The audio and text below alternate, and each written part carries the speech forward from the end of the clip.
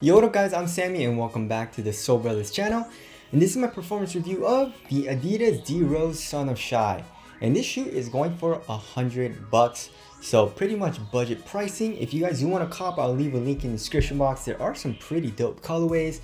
And this is just speculation, or I guess rumor, but this is maybe D Rose's last shoe with Adidas. So that kind of sucks. You know, we haven't seen a shoe from him in a while. So I don't know, hopefully there's one more shoe, but I do have my doubts on that. Links are below again if you guys do want to cop, but let's get it started off with the Tracciones. And the traction is really good. Like on a clean court, you got a very solid, very nice bite. I would even say top tier bite on a clean court. Like it's really nice.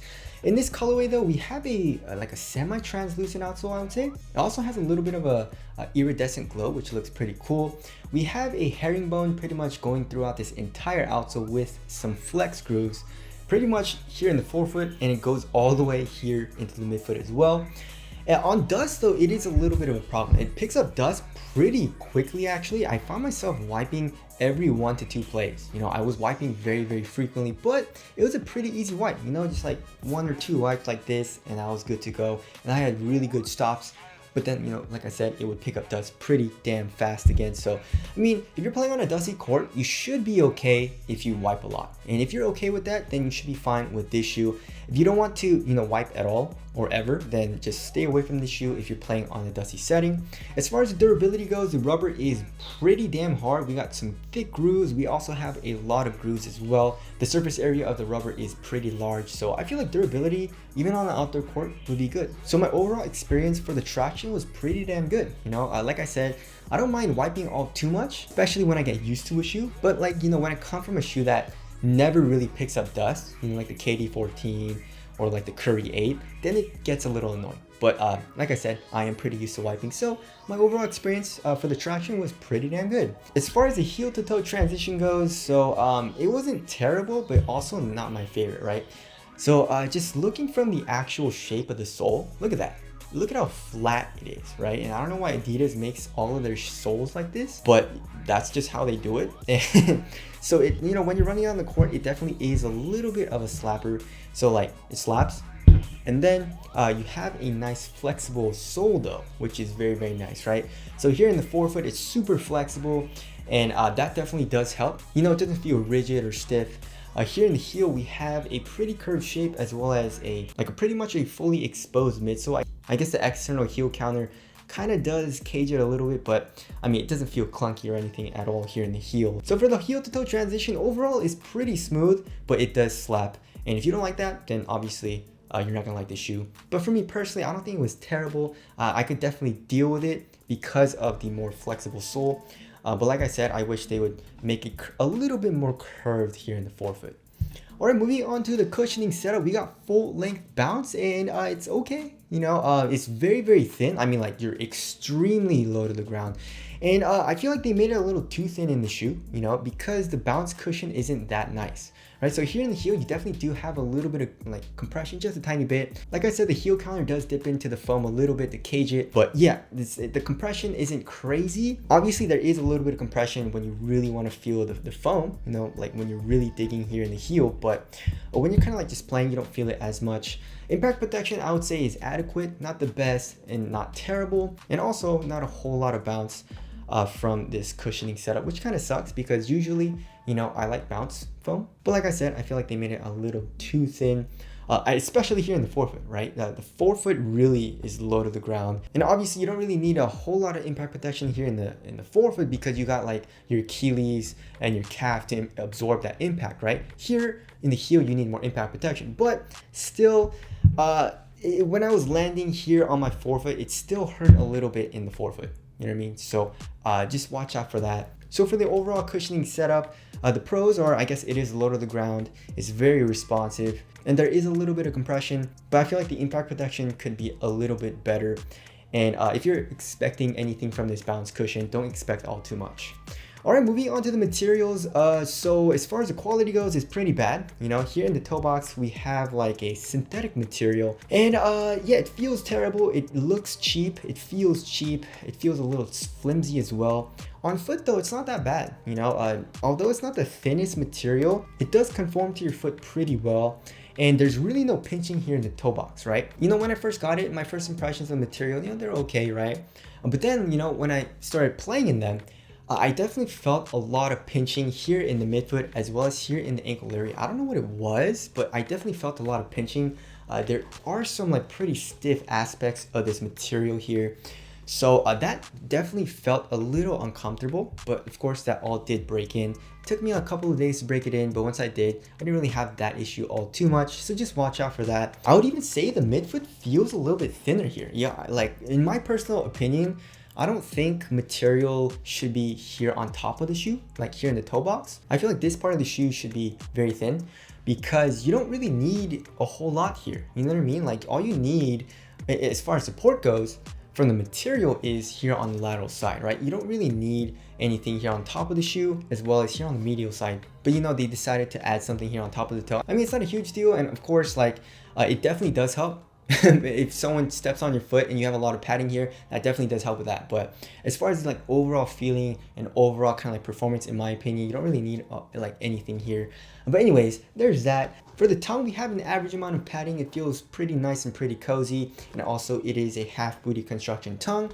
Here in the ankle area, we have an average amount of padding as well. So it's actually a pretty cozy material, basically throughout this entire upper. Just remember to break it in, and once you do, it's gonna feel pretty nice. All right, moving on to the fit of the shoe. So when I first got it, I was like, yo, this is pretty damn snug, right?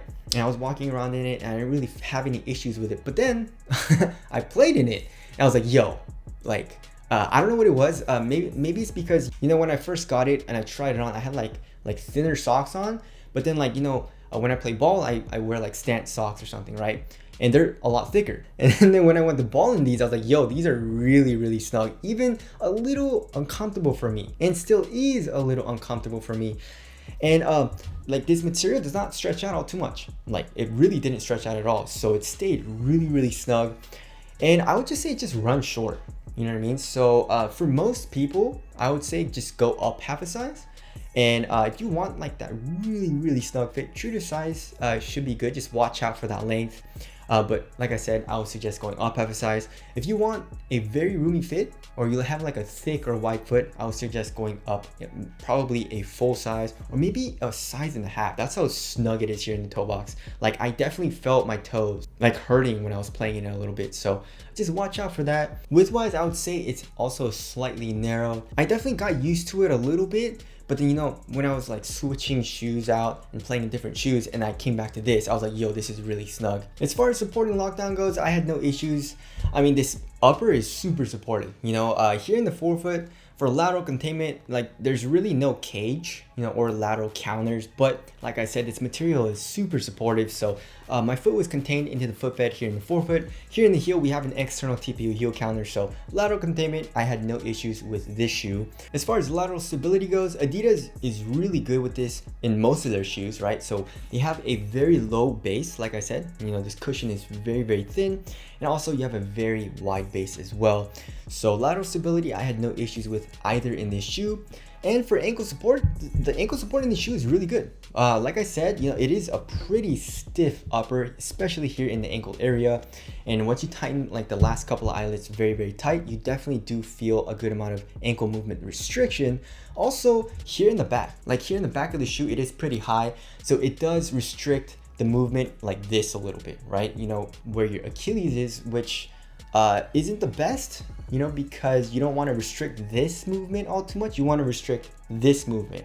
You know what I mean? So I don't know why they made it so high, but anyways, pretty much in every single way, the ankle movement restriction is very good. So if you like that, then this is a very good shoe. If you want something a little bit more like free feeling, you know, you want a little bit more freedom in your ankle mobility, then this isn't going to be the best shoe. It doesn't feel like, you know, like the Jordan 36 or the KD14, where like they're pretty much high tops or mid tops, but they feel kind of like a low because of the ankle mobility. But this shoe actually has a very good ankle protection. All right, moving on to the weight of the shoe. If I remember correctly, it was like average weight, right? It was like 12.77 ounces, and then the left pair is like 12.7 ounces, right? So this shoe, it's not that heavy, you know, it's just average weight, but it doesn't feel like super minimal. Like I said, like the material you definitely feel like is on your foot. And especially at first, it's pretty damn stiff, so you definitely notice the material as well. But once you break it in, you know, you start to get used to the shoe a little bit as well. It starts to feel pretty good, you know, traction is good, cushion is very responsive. I had no issues with my foot sliding inside of the shoe or anything. Support was good. So this shoe is definitely responsive. It's just not the most minimal feeling shoe out there. All right, as far as the ventilation goes, nope. I guess here in the toe box we have ventilation holes that aren't really ventilation holes because there is another material underneath it. But yeah, the ventilation is terrible. This shoe is pretty damn hot. And now moving on to the aesthetics, I like it. This shoe is probably one of the best looking Adidas shoes out right now, you know, so props to whoever designed this. And also, this is a budget shoe.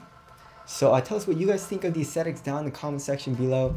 So wrapping things up, it's a pretty nice shoe. It's just not my favorite. I don't think it's gonna be in my rotation that much. Like, did I hate playing in it, and did I like dread like testing it out? Definitely not, you know. But like I said, there are better options out there in my opinion. And for $100, you know, there's like the Puma Triple, there's the Giannis Immortality, and those are like $80, cheaper than this shoe, you know. But you know, that's just my personal preference. I like to have a very minimal, very light feeling shoe and very responsive feeling shoe, right? This shoe, on the other hand, I would say if you want really good support with a low to the ground feel, good traction, you don't really care about the shoe feeling a little bit more like restrictive on your foot, then this is a great option. So anyways, that about concludes this video of the D Rose Son of Shy. Again, if you guys want to cop, I'll leave a link in the description box, but that's it. Thank you guys for watching, and I'll see you guys in the next one.